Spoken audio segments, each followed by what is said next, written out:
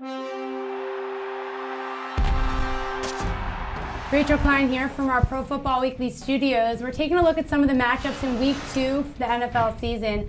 Monday night's a big game between the Broncos and the Falcons. Now, Peyton Manning picked up where he left off in Week 1. Do you think he'll be able to keep up in Week 2? I think it's a big key for the Broncos to keep up with Matt Ryan, Julio Jones, Roddy White. That Falcons offense looked very good in Week 1. Now, Peyton looked good himself in Week 1. We know what he's capable of, but there's still some arm strength questions. Can the Broncos do that again? If this is a shootout, will they be able to keep up? Can they get the run game going if they need to? It took them a little while to get going against Pittsburgh. I think they'll need to get going a little earlier in this game against Atlanta.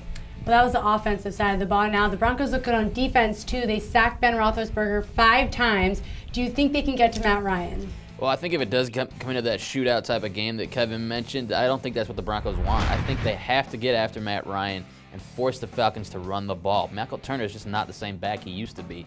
If you can make the Falcons kind of have to hold back, pulling the reins on the passing game, I think this is a different type of game, and the Broncos shifts to their favor at that point.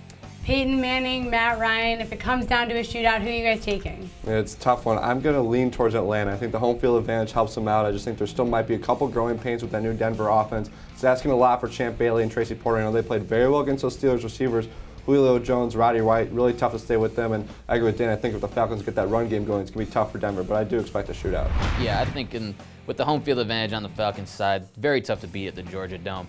I can see this game going either way. Because of that home field advantage, I'll side with the Falcons on this one. Well, we'll have to wait for Monday night to see those results. For all the best coverage in Week 2 of the NFL, go to ProFootballWeekly.com.